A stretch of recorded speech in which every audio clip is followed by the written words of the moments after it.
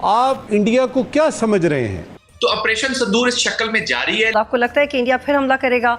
ये बिल्कुल सही कहा, इंडिया ने अटैक करना है। मैं अभी आपको कह रहा हूँ, आप लिख लो, नोट कर लो, India will play another adventure.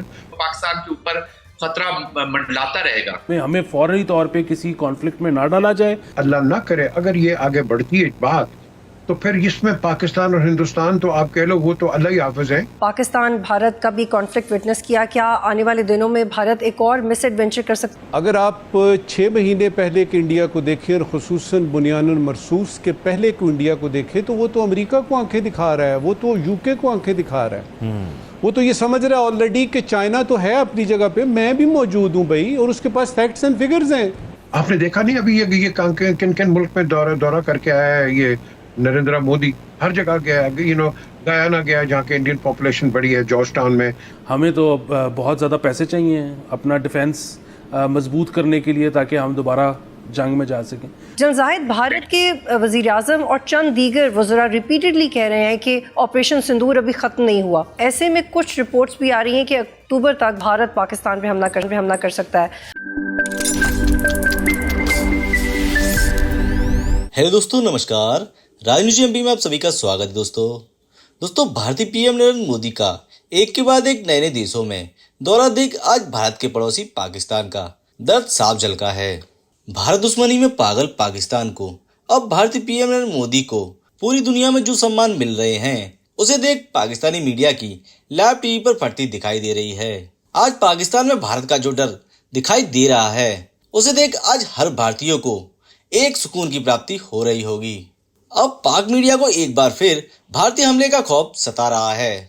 Pakistan की ऑपरेशन सिंदूर के डर से रातों की नींद हराम हो चुकी है।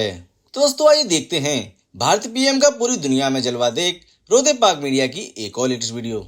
Do you also believe India is likely to initiate another military escalation in near future? बात इस तरह है कि भारत का जो माइंडसेट है, हिंदुत्व आरएसएस का माइंडसेट, मोदी जो है वो उसी माइंडसेट को रिप्रेजेंट करते हुए थोड़ा सा काइनेटिक में ज्यादा बिलीव करते हैं। आपने देखा होगा कि डोवल की हम बात करते हैं, अक्सर वो कहते हैं कि जी वो डिफेंसिव ऑफेंसिव की बात कर रहे हैं, वो प्रॉक्सीज की बात करते हैं, वो ब्लीड करने की बात करते हैं। बलूचिस्तान में जो एप्लीकेशन है उसको वो रिप्रेजेंट करता है उनका माइंड, और वो एप्लीकेशन है या जो खैबर पख्तूनख्वा में अभी फितना अल खवारिज की शक्ल में। तो ये वो अवामिल है, ये वो चेंज है जो डोवल की थिंकिंग में और मोदी की थिंकिंग में है, जो एप्लीकेशन हम देखते हैं। इस चीज को मद्देनजर रखते हुए मैं कहता हूं कि वो किसी वक्त भी पाकिस्तान के खिलाफ किसी लेवल की भी, from tactical to strategic level, और जो प्रॉक्सी है यानी कि जो वॉरफेयर उन्होंने की हुई है, वो तो हाइब्रिड के बीच में, दैट इज कंटिन्यूइंग। तो ऑपरेशन सिंदूर इस शक्ल में जारी है, लेकिन उस जो जंग का खतरा है वो जब तक मोदी साहब बैठे हुए हैं, ये थिंकिंग बैठी हुई है, ये माइंडसेट बैठा हुआ है, पाकिस्तान के ऊपर खतरा मंडलाता रहेगा। बिहार में इलेक्शंस भी है और मोदी हुकूमत पर इस वक्त काफ़ी प्रेशर है। तो आपको लगता है कि इंडिया फिर हमला करेगा? पाकिस्तान जो है इंडिया के साथ जो उनके मामलात हैं, ये मल्टाई प्रोंग है, मल्टाई यानी डायमेंशनल है, और सब पे फोकस करना चाहिए कि कैसे इसको टैकल करना और कैसे इसको काउंटर करना है। इंडिया और इसराइल के दरमियान एक मिलिट्री अलायंस भी मौजूद है, और हालिया ईरान के साथ जंग में इसराइल हुकूमत के कुछ एक्स ऑफिशियल्स ने ये भी कहा है कि after Iran campaign we may seek to dismantle Pakistan nuclear program. अगर इंडिया ने कोई ऐसा मिस एडवेंचर किया तो आपको लगता है कि इसमें इसराइल भी शामिल हो सकता है, जैसे माजी में भी इन दोनों की कोशिशें रही हैं? तो थिंग्स हैव चेंज्ड। हम वॉर को प्रोपेगेट नहीं कर रहे, हम स्टेबिलिटी का फैक्टर है पाकिस्तान इस वक्त रीजन में, बट हमारे रीजन में there is an elephant in the room, that is India, और मिडिल ईस्ट में there is a big elephant in the room, that is Israel. इनकी कोलैबोरेशन है पाकिस्तान के खिलाफ, अभी भी इनके बहुत सारी चीजें जिसमें ये इन्वॉल्व रहे हैं। इंडिया को इनकी सपोर्ट हासिल थी, स्पेशली ड्रोन्स में, उनके ऑपरेशंस में, और बहुत सारी चीजें ऐसी पास्ट में हुई हैं जिसमें इजराइल का और इनका कोलैबोरेशन रहा है। तो दोनों की थिंकिंग एक जैसी है, बट पाकिस्तान की तरफ जब वो बढ़ेंगे तो Pakistan is not an ordinary country. जी अल्लाह ना करे अगर ये आगे बढ़ती है बात, तो फिर इसमें पाकिस्तान और हिंदुस्तान तो आप कह लो वो तो अल्लाह ही हाफिज है, लेकिन पूरी दुनिया जो है वो इसके आफ्टर इफेक्ट्स का आप कह लो कि जो रिजल्ट होगा वो सफर करेगी। तो लिहाजा ये बिल्कुल सही कहा, इंडिया ने अटैक करना है। मैं अभी आपको कह रहा हूँ, आप लिख लो, नोट कर लो, India will play another adventure. आपने देखा नहीं अभी ये किन किन मुल्क में दौरा करके आया है ये नरेंद्र मोदी हर जगह गया, गयाना गया जहाँ के इंडियन पॉपुलेशन बड़ी है, जॉर्ज टाउन में, फिर ट्रिनिडाड टोबैगो, इंडियन डिसेंट के सारे वहाँ हैं। तो ये मोस्टली ही is gone to the East Indies, not to the West Indies. तो जब ये 8 मुल्कों के दौरे आज पहली दफा 10 साल के अंदर करता है, वाई?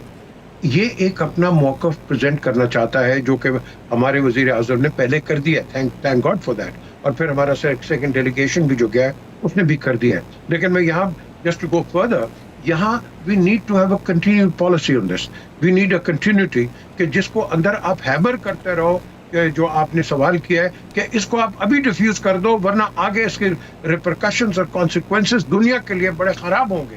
तो why not prevention is better than cure. अगर आप 6 महीने पहले के इंडिया को देखें और ख़ुसूसन बुनियानुल मरसूस के पहले को इंडिया को देखें तो वो तो अमेरिका को आंखें दिखा रहा है, वो तो यूके को आंखें दिखा रहा है। वो तो ये समझ रहा है ऑलरेडी कि चाइना तो है अपनी जगह पे, मैं भी मौजूद हूँ भाई, और उसके पास फैक्ट्स एंड फिगर्स हैं। आप इंडिया को क्या समझ रहे हैं? सिंध तास मुआहदा मुअत्तल होता है, कीपिंग इन अ बेस, जो भी उधर से बात आई है उसको आपने होल्ड पे रख दिया है, ये एक चैलेंज है। और हमने ये सीखा है, हम जैसे लोगों ने, अच्छे शागिर्दों ने, कि जब कोई चैलेंज आता है ना तो चैलेंज का सामना भी करते हैं और उसमें से अपॉर्चुनिटी भी ढूंढते हैं।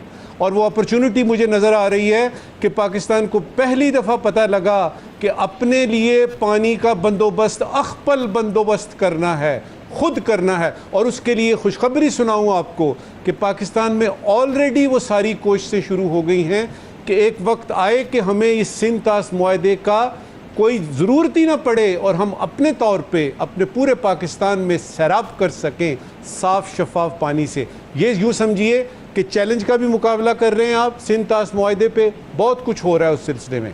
उसके साथ साथ हम वो भी कोशिशें कर रहे हैं कि अगर कल को वाकई इंडिया ने ये किया तो एक तो ऑप्शन है हमारे पास जंग की, दूसरी ऑप्शन है जो कि दूर रस है, जो कि लॉन्ग टर्म है, कि आप अपने पानियों का खुद बंदोबस्त करें। और इस सिलसिले में बहुत अच्छा है कि पाकिस्तान वो तमाम इक़दामात ले रहा है जो कि पाकिस्तान के हक़ में है और रियासत पाकिस्तान, अवाम पाकिस्तान के हक़ में है।